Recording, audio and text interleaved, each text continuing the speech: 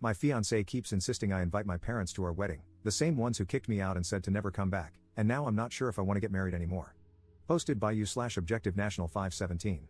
So, some backstory: my dad left the family and went no contact when I, 35M, was 4.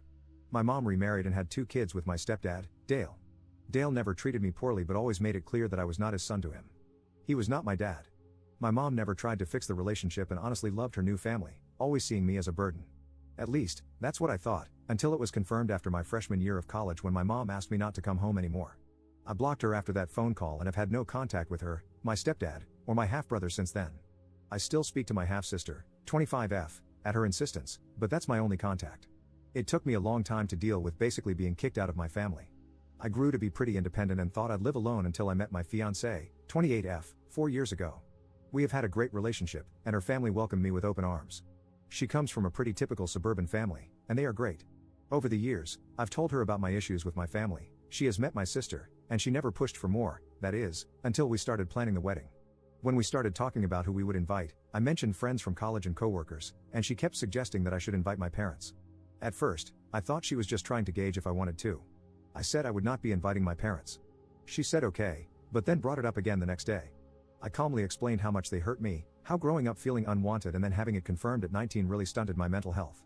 I explained that over the years, I have realized it's their problem, and if they ever want to solve it, they can initiate contact. I am in contact with my sister, and it is clear they are happy pretending I don't exist. It sucks, but it's their problem that they have thrust onto me. I can't be the one to solve it. I thought it had ended, but she brought it up 2 more times. The last time was last night when we were about to start the save the dates, and she said, "Are you sure you don't want to invite your parents?"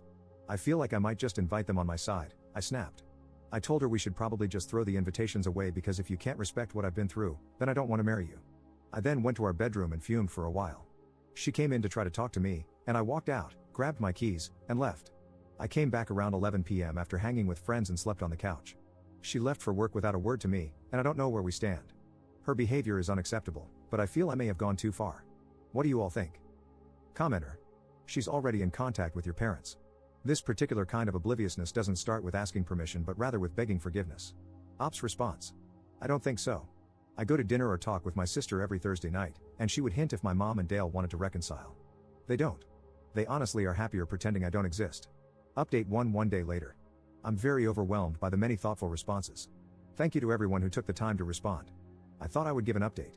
My fiancé normally gets home around 5:30 p.m., so after I was done working, I worked from home. I waited for her to show up. I got very worried when it was 6, and she still wasn't home, but around 6:15, she showed up with my sister, which was a big surprise. While my sister and I connect every Thursday, we live 45 minutes away from each other, so her popping by is not normal.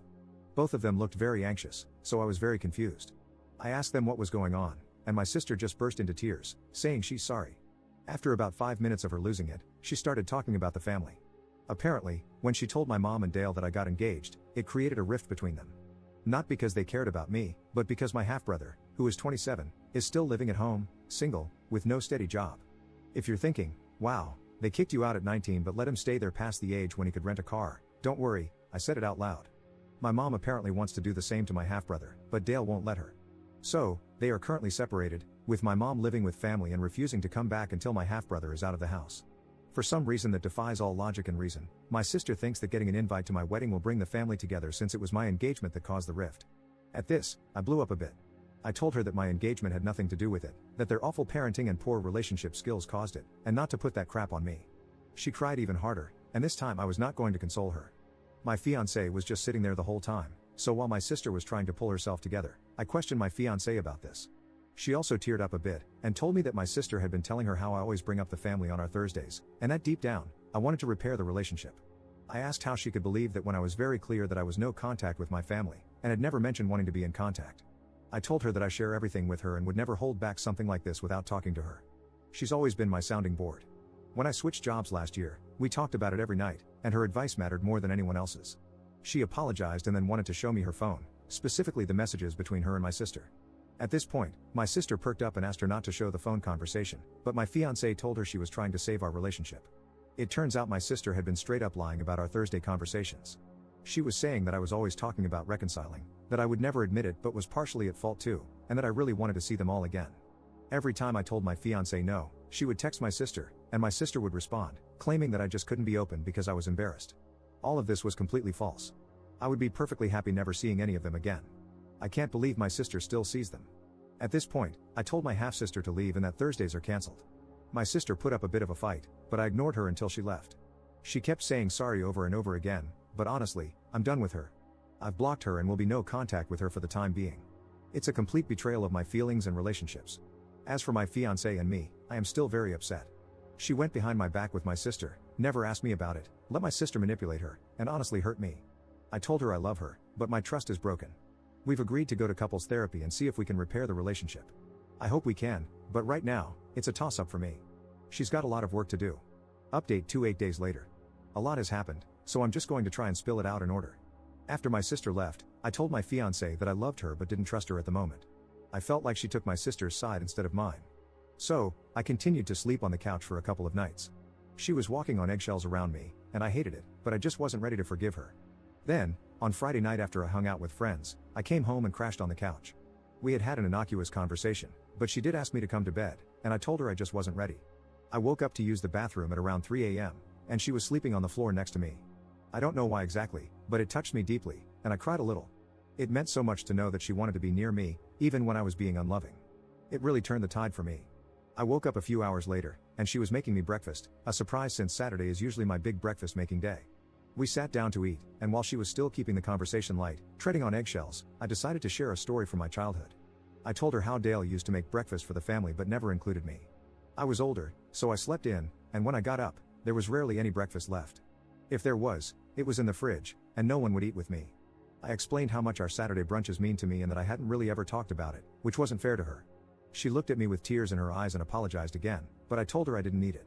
I told her I forgave her, and while I still want to do couples therapy because I think it'll help me express my family issues with her in a healthy way, I'm ready to send out the save the dates. I then asked her to massage my back because the couch was a nightmare to sleep on, and she knew I was serious. I don't love people touching me, except my fiancé, and I had really not allowed it since the original incident. I know most of you did not want me to forgive my fiancé, but I love her, and she loves me. She made a huge mistake, but she's never experienced anything like what I went through, and she showed remorse. As for my sister, my mom reached out via a phone number I didn't recognize and told me I should forgive my sister.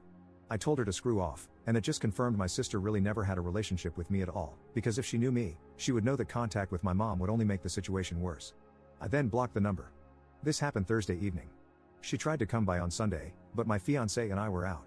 She left a note apologizing, saying she didn't ask our mom to contact me and was sorry that she did.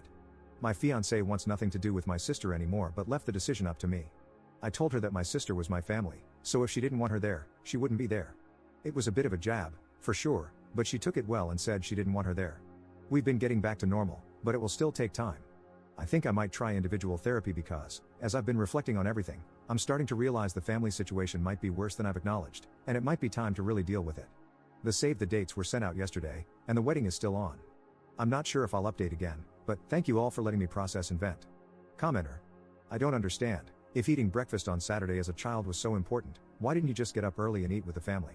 Ops response. It's clear many of you have had terrific relationships with your parents or step-parents, and never had to deal with someone like Dale, who would roll his eyes, look annoyed, and say something like, "Looks like he's ruined daddy-kid time," before looking at his other siblings. I'm happy you didn't have to deal with that, but I'm tired of having to explain and reopen painful memories for your public entertainment when I came here for advice and to vent, not to entertain. This was an update as a thank you. I kind of wish I hadn't done it. I definitely won't update again.